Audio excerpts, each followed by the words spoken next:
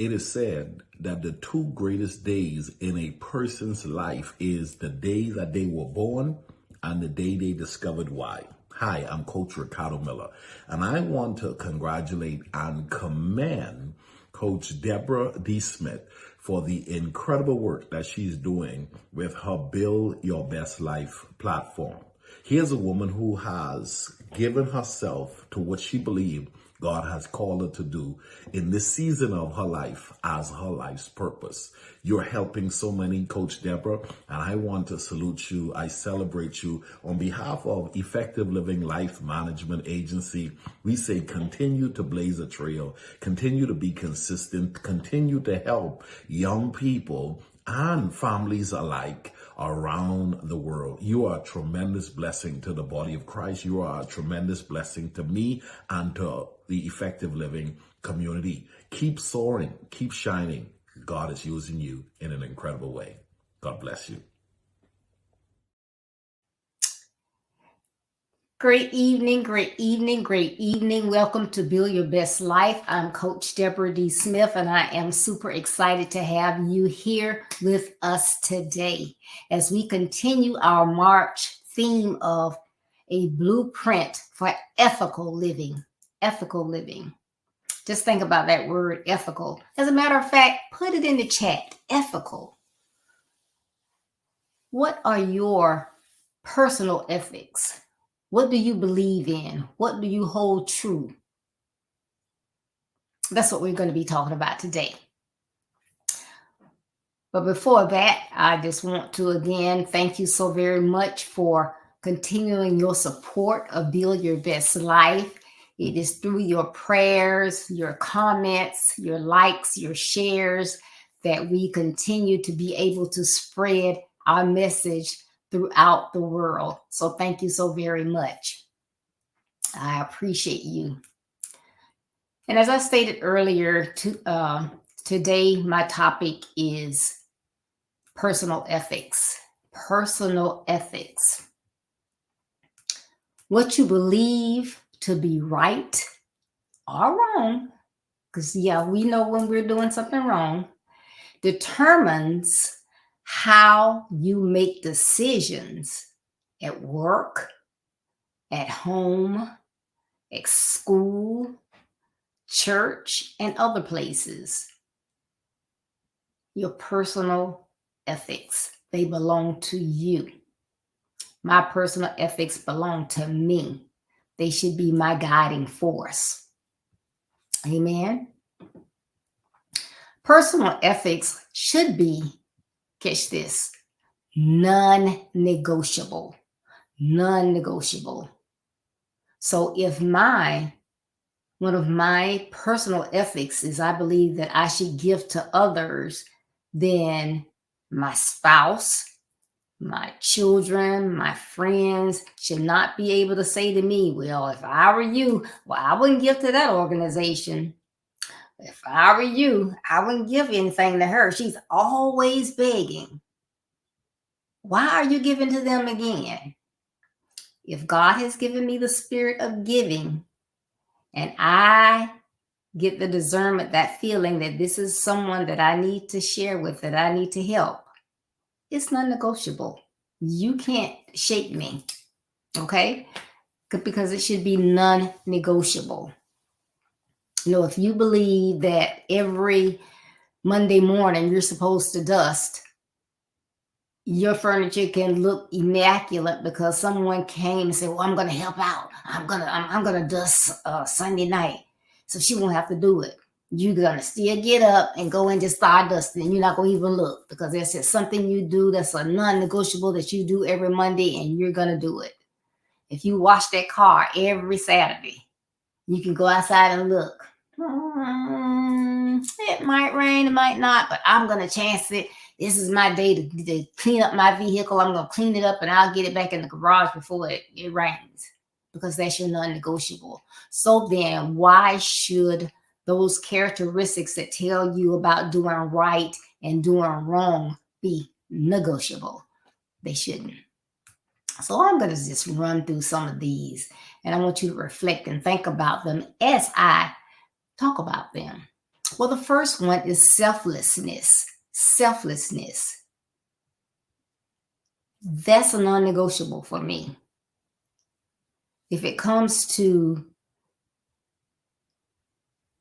giving to this person, let's just say it's Christmas time, and so one of my kids or my grandkids say, hey, I want this.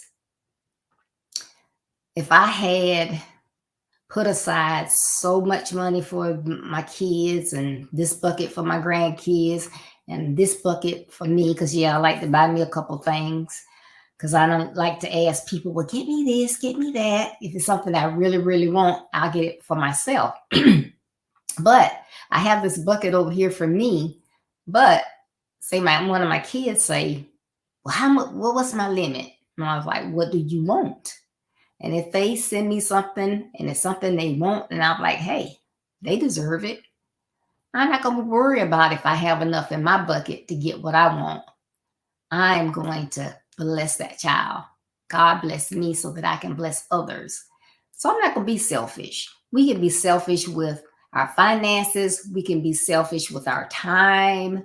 We can be selfish in all types of ways. You know, you ever gone to an event and the meal is like a buffet self-serve, and some people will go through the line, and they may be at the front of the line, but they will go through and just pile their plates full. Not, they can look behind them and see, oh, it's 200 people behind me are seated that still have to eat. I don't know how much they have in the kitchen, but I'm going to just get what I want. Well, most times at a buffet, it's you can eat and then you can go back. So why would you be selfish and take the risk of just piling your plate full that somebody behind you may not even get a full meal? Why not get enough for yourself? Go have a seat, enjoy yourself, talk, whatever. And normally they will announce, we have plenty left. If you want seconds, please feel free to come up. Then you get up and go get seconds. But don't be selfish. Think of others. Don't only think of yourself. The next one is respect. You should respect yourself, but also you should have respect for other people. To me, that's a non-negotiable. And when I say respect, I look at respect in different ways. You see someone coming, you may have to pause. I'm a fast walker. So if I'm walking, but I know somebody's behind me, I get to that door, I'm not just going to say, oh, because I walk fast, I'm just going to go ahead, and they're going to have to fend for themselves. I think it's respectful to hold the door if they are within a reasonable pace behind me. So I am willing to do the respectful thing and kind of slow up and hold that door. It's not hurting me. I'm being respectful, right? You respect people's feelings. Someone give you something. Here, I made this for you. I hope you enjoy it. Okay, thank you. Whether you get home and taste it and you're like, oh my goodness, what is this? Or it's something that you don't particularly, it's not your favorite thing. Or they gave you something that's sweet and you're on a diet. You'll say, well, why did you give me that? Don't you see I'm overweight?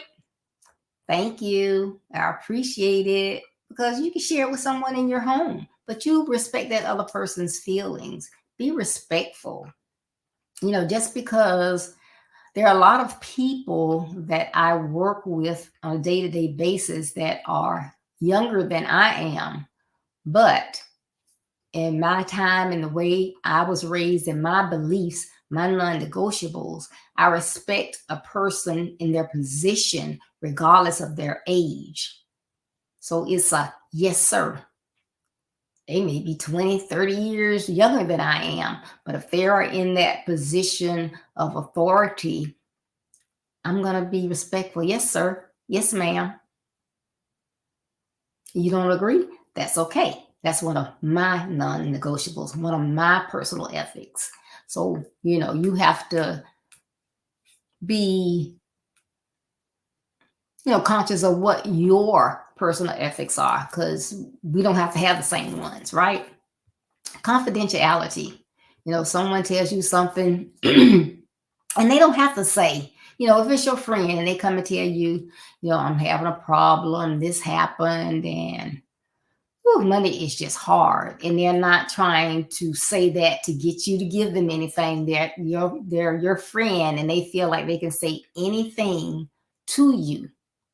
They don't have to say, girl, I just don't know. I'm trying to keep a roof over our heads and keep my car, but I just don't know. So that's not for you to go run out and tell somebody, girl, I was talking to so and so, and you know what? They about to lose their car. No, they told you something. They didn't say, don't tell anyone, but you should have the self-respect for yourself and for them. If you really love they're your friend or whatever. You don't have to really be friends, but if they felt close enough to you to want to, let you know that, because maybe they've been snappy, or maybe they haven't been as happy as normal, and they just want to let they're telling you so you'll know that you haven't done anything. Maybe they're just in a different mood because they're going through something, but that's not for you to run out and tell anyone. It's confidential. Keep it to yourself. Keep it to yourself.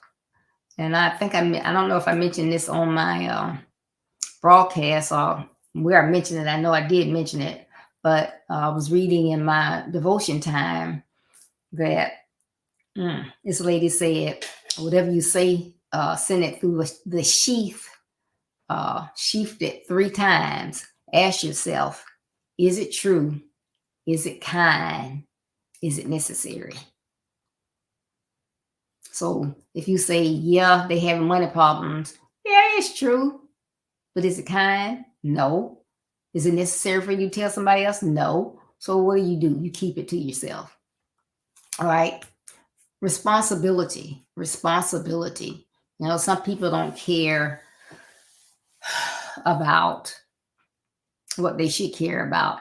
It's my responsibility to bring my shoes in. We have to leave our shoes outside so they can air, because we sweat a lot when we're out playing basketball, practicing football, whatever. So we leave our shoes out so they can air. Oh, but it's raining. Mom, Dad, why didn't you bring my shoes in? Those are your shoes. They're your responsibility. You know they were out there. So why is it that somebody else has to do that for you? You should be responsible for your own things. Why should your parents spend money to get you something else if you're not going to be responsible for those things that you have been provided with so far? If you have a task to do, you've promised somebody that you're going to do something, be responsible and keep your word. Responsibility is huge. It is huge. Your words can be responsible. You can be responsible for your belongings. You can be responsible to be a good steward of your finances. But be responsible. Don't always put things over on someone else, or not care. Again, if you're keeping your word, or you're reliable, you're on the program and the program is supposed to start at 5. The person that asked you to be on the program have asked all participants to be there at 4:30, 4:30, 4:40, 4:50. They scrambling, getting nervous because everybody is not there. You got 2 people that are not there. Why aren't you there? Is it because you're not responsible? You don't do things timely? I don't know why I got to be there so early. It don't start at 5 o'clock. Well, at 5 o'clock, if I'm doing something, and not to say I always do, because this issue right here, everybody you're looking for is not responsible. So I want to start, but I look down the list, everybody's not there. So I'm scrambling, trying to get replacements. If they, I got this person on the program. If they don't show up, will you step in? Da da da da da da da. Then just as you get, it's 5:15. Just as you get up to take their place, they get up to take your place. Here you come walking, bursting through the door. But then you want to be on program. Then that's not a good personal ethic. You're holding others up. We had a meeting yesterday. The meeting starts at 6:30. I always get people, depending on what meeting it is, I always get people a minute or two, but I've asked people to be there. Well, I've not asked them to be there, but the starting time is 6:30. So to me, that means you on the Zoom, you're ready at 6:30. We can get that party started. So those people that logged on at 6:20 and 6:25, why should I make them wait till 6:40 when the majority of the people I think that are going to attend are on? That's not right. Why should I punish them because they are responsible for those who are not? So it's like 6:30. So I've already, as they got on, you're on first. Will you open us up in prayer? You're here next. Will you do the vision? Okay. Hi. Thank you for joining in. Can you do the closing prayer? So ... I have that. Okay. Then I say, okay, I'm gonna give them another minute. It's 6:30. Give them a couple minutes. 6:32. We're hitting it. We're starting. Try to catch up with us because we're starting, right? But be responsible. That should be your personal ethics. Now, that might not be one of your personal ethics. So, hey, I'm talking to the wall, but it's one of mine. Giving. I talked about that before, so I'm not going to go over that again. But, it should be a non-negotiable. If that is your one of your fruits, one of your talents, God has given you that you're supposed to be giving. You don't get mad with somebody like, I don't know, this, that, and the other. I'm not going to do this. I'm not going to do that. Did you say that you were going to do this? Every quarter, I'm going to give you $20 on that. Did you say that? But just because you're angry, is it right for you not to give? You're tither. When you get angry, you've been praying and your prayer haven't been answered as of yet because everything is in God's perfect timing. You said, well, I'm not going to pay my tithe. I hope you don't. I hope you don't. But it's a personal thing. Is it one of your personal ethics? Do you have some personal ethics? Hey, y'all do me a favor in the comment section. Put in what are some of your personal ethics. You can list 1, 2, 3, whatever, but you should have some. Kindness. Be kind to others. Hey, what's the golden rule? Do unto others as you would have them do unto you. You're sitting in a room, you're waiting for a meeting to start, you're waiting for a concert, something to start, and you're sitting and there's an empty seat on this side of you and there's an empty seat on this side of you. And then you see, I might not have enough seats, I hope I do. But then somebody comes in there looking for a seat, but it's 2 of them. So do you just sit there?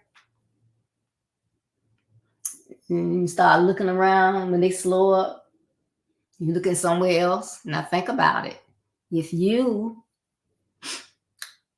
were coming somewhere and you had someone with you, you might have brought a guest or whatever, do you want them to have to sit in one place and you got to sit someone between y'all, or they got to sit on this row and somebody else has to sit on that row? No. So what would the kind thing be? Excuse me, y'all looking for a seat for 2? I don't have a problem moving over. Oh, thank you so much. What is it going to, it's not going to hurt you. Dan and I, we were on a flight and we, did the little 24-hour thing, but we still were some of like the last to be able to get on. So it ended up, he was on one row and I was on another. Didn't say anything to anybody, but he had said something to me and the lady. that was sitting next to him. She said, you want to switch seats? I don't have a problem sitting back there. Thank you so much. Kindness. Kindness. Oh my goodness. If more people would be kind. Loyalty. Loyalty. Are you loyal to anybody? Is that your ride or die, or do you just say that? Is that your friend for 30, 40, 50 years, or you just say that? You know, like people tease me, oh, the Steelers not doing too well. Are you still a Steelers fan? Yes. Well, you live in Jacksonville. Why are you a Steelers fan? Jacksonville didn't always have a football team. I've been a Steelers fan since 1975. I'm a Steelers fan, ride or die. Win or lose. I'm a fan. Now, I cheer for the Jaguars. But if it comes down to the Steelers and Jaguars, it's still all day long. I'm a Steelers fan, 100%. I'm loyal to the Steelers. Don't hate. Who are you loyal to? What are you loyal to? Fairness. Be fair. Do things that are fair. Don't try to manipulate the system. Don't try to cheat to get your way up or whatever. Do things in a fair and decent manner. Be known for being trustworthy. Oh, that's my next one. Trustworthy, trustworthy, trustworthy. Be trustworthy. Could say I'm at church or I'm somewhere, I forgot to let something home, you live near me. Can I trust you to say, hey, I forgot so and so and so? Can you go by my house and get it? Well, how am I going to get in? You need me to come? Where are you? You need me to come there and get the key and then come back? No. You're right around the corner. Just let me know when you get there. I will turn off the alarm. I will give you the code so you can get in the door. Oh, okay. Can I trust you that you just going to do that when I ask you to? You're not going to say, oh, yeah, you know the code to her door? Well, if I gave it to you, I trust you. But is that one of your personal ethics as well?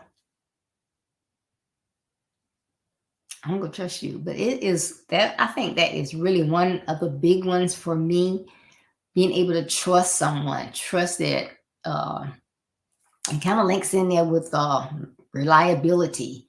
Can I trust you to do what you said? Can I trust you to be where you said you would be? Can I trust you to tell the truth? Because if I can't, what old people say, handing you with a long handle spoon. Hey, how you doing? Bye. See you later. Trustworthy. Put trustworthiness in the chat. Put that in the chat. Another one, caring. Do you care about others? Do you show them that you care? This person, you haven't seen them in a while. Do you just go and say, hey, I haven't seen so-and-so. You know where they are? No. Hey, I haven't seen blah, blah, blah. You seen them? You know why? They haven't been to the meetings or anything? No, I don't. You got their name, their phone number? Only got the email address? Oh, you don't? But you know how to DM everything else? DM them. Hey, been missing you. Just checking in to see if everything's okay. Anything I can help you out with. You don't have to get in their business. If you miss them, care enough to reach out. And honesty, this one goes back up there with some of these kind of connect, but be honest. Even if it puts you in an awkward position, you get painted in that corner. They used to have that example. You're painting the floor and you're doing such a good job. Oh, this looks good. Oh, this looks good. And then people would look up and they're like, oh my goodness. It takes the floor 4 hours to dry. Why did I paint this way instead of painting toward the door? Now I'm painting myself in a corner. Well, that's just a way to say, I'm in a little awkward place. I said something I shouldn't have said. Now you got back to the person. And so that person said, did you say? Don't lie. Yes, I did. I know I shouldn't have, but yeah, I did. Be honest. Because remember what I said earlier. If you had asked yourself, is it true? Is it kind? Is it necessary? You wouldn't have said it, but you said it anyway. Now, someone know you said it, and you feeling awkward. But be honest, because you shouldn't have said it. Right? Personal ethics.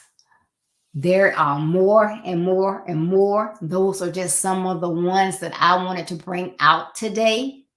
But think about your personal ethics, those that are non-negotiable as far as you are concerned. And then you will want to teach those to your children, let them know, it's better to tell the truth. I used to tell my kids all the time, now, this happened. I don't know what happened. I want to know. Tell me. Well, tell me the truth. I might get angry. I might blow up a gasket, but tell me the truth. And I can have your back all day long as I know the truth. Don't make me out a fool, though. Don't tell me one thing and I go confront somebody and you lied. It's on and popping. Ask one of my kids. So just think about that. When you have personal ethics, they are non-negotiable. They are probably ingrained in your DNA. So they just things that just come naturally. They just flow. Remember, there's only one person that you can control. And guess what? When you look in the mirror, you are seeing that one person, and you can only control yourself. Your desire should be to have non-negotiables, and that is how you should govern your life. This means in all things, words, and actions that someone throws your way, your personal ethics will win out every time. So just follow your personal ethics. So again, thank you so much, excuse me, for tuning in today. I hope that something I said was like an aha moment or something like, you know what? Yeah. This used to be a non-negotiable for me, but I've let people kind of get in my ear and I've changed. But yeah, that is so important. Let me go back to my roots, what I think is important. Let my personal ethics be non-negotiable. Thank you for sharing that, Coach Deborah. I'm going to share this with my son. I'm going to share this with my friend. I'm going to share this with my niece. I'm going to put this on my website. I'm going to put it on my Facebook page. Well, thank you so much for tuning in, and I am here to help. So I hope that what I said can bring some insight or help to someone, excuse me, today that was listening, that will listen later on, or someone that you know. So again, thank you so very much. I'm so sorry. So again, it's all about a blueprint for success this year. But another thing that is really essential for Build Your Best Life this year is declaring Jeremiah 29:11 over your lives. And what is that? If you know what it is, put it in the chat. Put it in the chat. God knows the plans He has for your life. He wants you to have what? Yes, prosperity. As well, He wants you to have the future that you hope for. So please, please, please design your blueprint based on the plans that God has for you. Follow them and then build your best life. Remember, building your best life is our business. That's not a slogan. It's our commitment. I love you. Be blessed. Stay safe. Thank you for tuning in. I hope you are catching this maybe on the rewind, but thank you so much, very much just for listening. Please tune in Saturday, 9:30 a.m. Eastern Standard Time for Real Talk. Your actions override your words. Be blessed.